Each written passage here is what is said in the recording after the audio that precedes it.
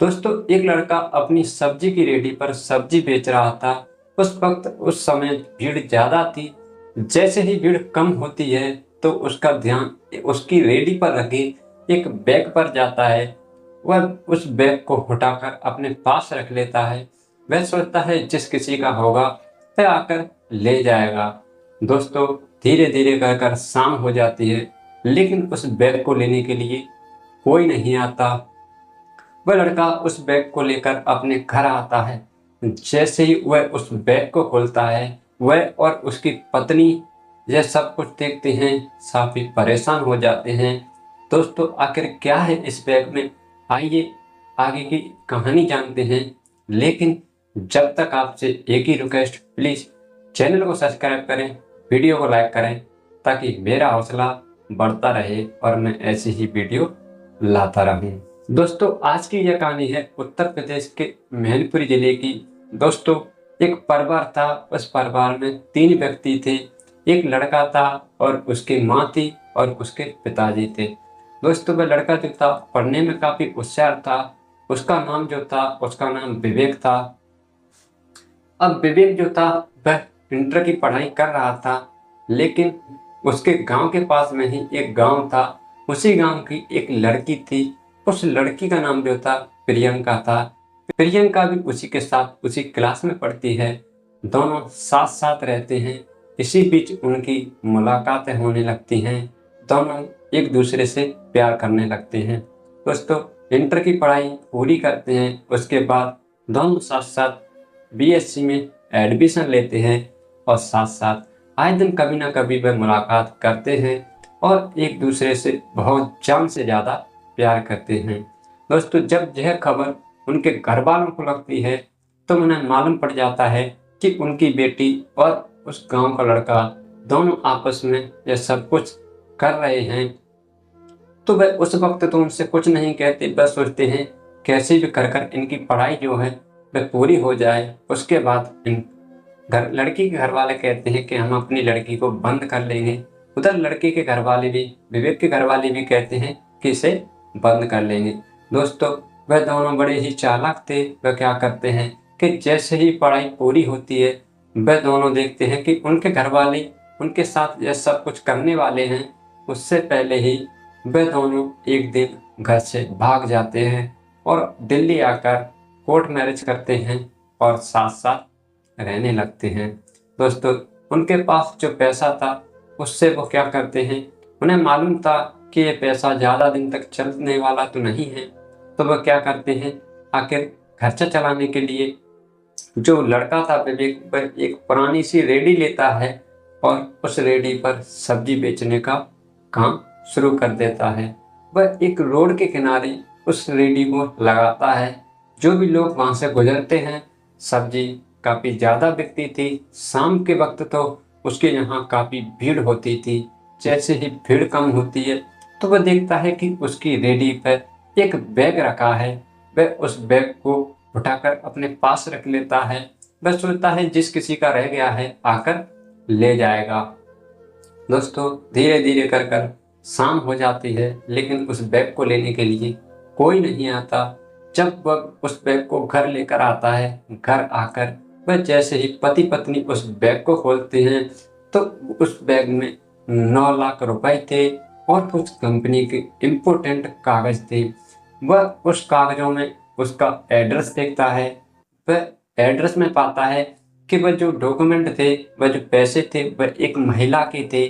अगले दिन विवेक वो बैग को लेकर उस महिला के उस एड्रेस के जरिए घर पर जाता है। जाकर वह जैसे ही घर की बेल बजाता है तो अंदर से एक 50 साल की महिला बाहर आती है। विवेक उनसे पूछता है कि मैडम, क्या आपका कुछ हो गया है? तो महिला उससे पूछती है कि हाँ, तुम्हें भला कैसे पता? तभी विवेक बताता है कि मैडम, क्या यही वो बैग है आपका जो खो गया है? जैसे ही मैडम उस बैग को देखती है वह काफी खुश हो जाती है और उससे कहती है कि तुम बाहर क्यों खड़े हो, आओ अंदर आकर बैठते हैं और बातें करते हैं। दोस्तों, वह उसे अंदर ले जाती है। विवेक जो था जैसे ही अंदर जाता है वह मैडम से कहता है कि मैडम, आप अपना बैग खोलकर देख लीजिए, क्या जो कुछ सामान था वह पूरा है। जैसे ही वह महिला उस बैग को खोलती है, उसमें सब कुछ था, वह वैसा की वैसा ही था। दोस्तों, तभी महिला विवेक से कहती है कि तुम ये सब कुछ लेकर यहाँ से भाग भी तो सकते थे, लेकिन तुमने भला ऐसा क्यों किया? आखिर तभी विवेक जो था वह कहता है कि मैडम, मैं एक सब्जी की रेडी लगाता हूँ, ये बैग वही मुझे रखा मिला था। अगर मैं ये पैसे लेकर भाग जाता, ये पैसे कब तक मेरा साथ देंगे, लेकिन अच्छा ही मेरा हमेशा साथ देगी।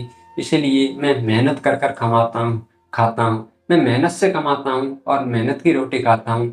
मुझे किसी की ऐसी कमाई नहीं चाहिए जो मेरे परिवार को तहस-नहस कर दे।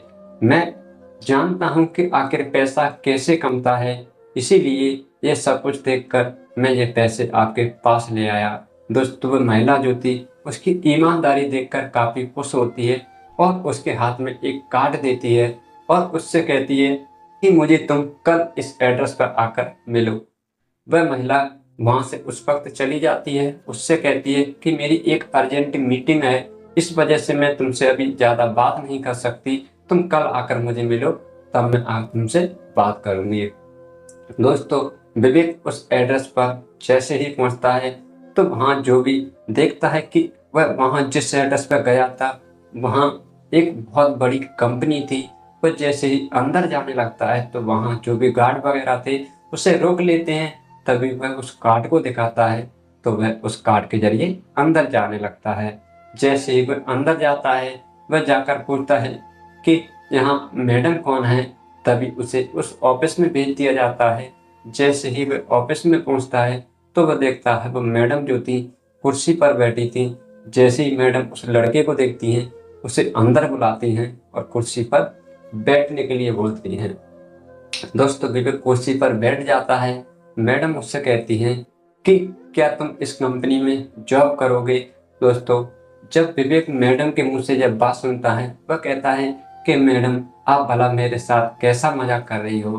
क्योंकि मैडम मुझसे पूछती है, मुझे मालूम है तुम्हारी ईमानदारी से मुझे लग रहा है तुम काफ़ी पढ़े लिखे हो गए। तभी विवेक से अपनी सारी परेशानी बताता है। वह कहता है कि मैडम हाँ, मैं काफ़ी पढ़ा लिखा हूँ, मैंने इंटर की है और साथ में ग्रेजुएशन भी की है। मैं तो विवेक बताता है कि हाँ मैडम, मैं पढ़ा लिखा हूँ।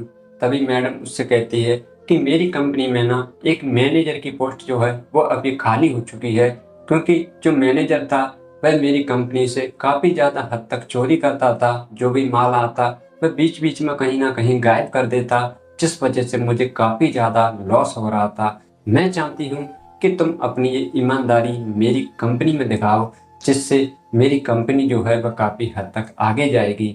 दोस्तों, विवेक जो था मैडम से कहता है कि मैडम, आप मेरे साथ मजाक तो नहीं कर रही? तभी मैडम कहती है कि मैं मजाक नहीं कर रही, मैं सच में चाहती हूँ कि तुम मेरे यहाँ जॉब करो और तुम्हारी जो सैलरी है वह 90,000 रुपये होगी और आज से तुम इस कंपनी की देखभाल करो। दोस्तों, विवेक जो था वह कंपनी में दिन रात मेहनत करता है। धीरे धीरे करके समय गुजरता है। वह इतनी मेहनत करता है कि कुछ समय में ही कंपनी 1 से 2 खड़ी कर देता है। दोस्तों, इसी बीच विवेक के घर पर एक लड़की का जन्म होता है। जो लड़की थी वह काफ़ी देखने में बहुत ही खूबसूरत थी। दोस्तों, जो लड़की उस बच्ची को देखता वह उसके मन को मोह लेती। दोस्तों, एक दिन जो विवेक की मैडम थी वह विवेक के घर पर जाती हैं, क्योंकि उसकी पत्नी से उनकी कभी मुलाकात नहीं हुई थी। तो विवेक की पत्नी से मिलने के लिए मैडम जैसे ही घर पर जाती हैं तो वो जो बच्ची को देखती हैं वह उस बच्ची को देखते ही रोने लगती हैं। जब यह बात विवेक मैडम से पूछता है कि मैडम, आखिर भला आप रो क्यों रही हो? तभी मैडम बताती है कि ऐसी ही एक मेरी बच्ची थी जो अपने पापा के साथ बाजार जा गई थी और एक कार हादसे में उन दोनों की मौत हो गई। तुम्हारी बच्ची की शक्ल मेरी बच्ची से बिल्कुल मिलती है। इसे जब भी मैं देखती हूँ मुझे बस अपनी बच्ची की याद आने लगती है। क्या तुम मुझे अपनी बच्ची दे सकते हो? दोस्तों, विवेक जो था वह मैडम से कहता है कि मैडम, आप भला ये कैसी बातें कर रही हो? भला हमारी बच्ची कहाँ है? ये तो आपकी ही बच्ची है।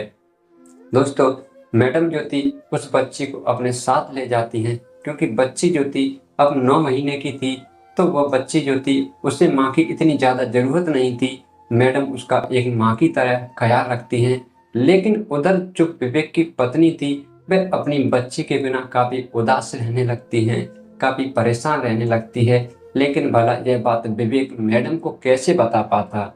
दोस्तों, एक दिन मैडम बच्ची को लेकर फिर से घर पर आती हैं। जैसे ही विवेक की पत्नी अपनी बच्ची को देखती है, देखकर फूट-फूट कर रोने लगती है। उधर जो मैडम थी, जब यह सब कुछ नज़ारा देखती हैं, वह समझ जाती हैं कि एक माँ अपनी बच्ची के बिना भला कैसे रह सकती है। दोस्तों, वह उन दोनों से कहती है कि आप अपनी बच्ची को अपने पास रखिए, क्योंकि एक माँ को और मैं एक बेटी को अलग-अलग नहीं कर सकती। मेरे साथ जो होना था वो तो हो गया, लेकिन भला मैं आपकी खुशियों के बीच में क्यों दरार बनूँ। दोस्तों, अब विवेक जो था वह मैडम से कहता है कि मैडम, अगर आप बुरा ना माने तो मैं आपसे एक बात कहना चाहता हूँ। तभी मैडम जो थी वह कहती हैं कि हाँ, कहो। तो वो विवेक कहता है कि मैडम, आप भला हमारे साथ घर पर क्यों नहीं रहती। दोस्तों, मैडम जब यह बात सुनती हैं काफ़ी खुश हो जाती हैं। लेकिन इसी बीच मैडम कहती है कि अगर यही बात है तो आप सब लोग चलकर मेरे घर पर क्यों नहीं रहते। दोस्तों, यह बात सुनकर सभी खुश हो जाते हैं और सभी जाकर मैडम के घर पर साथ साथ रहने लगते हैं। दोस्तों, मैडम को जो था एक परिवार मिल चुका था और वह बच्ची के साथ काफ़ी खुश थी। उसी के साथ आए दिन खेला करती थी और बच्ची की काफ़ी ख्याल रखती थी। अब पूरा परिवार काफ़ी खुश है। दोस्तों, यही थी आज की एक सच्ची घटना। आपको कैसी लगी? ज़रा सी भी अच्छी लगी हो तो प्लीज़ वीडियो को लाइक करें, चैनल को सब्सक्राइब करें और अब मैं आपसे विदा लेता हूँ। फिर मिलता हूँ ऐसी एक और सच्ची घटना के साथ। जब तक आप अपना और अपने परिवार का ख्याल रखें, स्वस्थ रहें, तंदुरुस्त रहें। जय हिंद, जय भारत।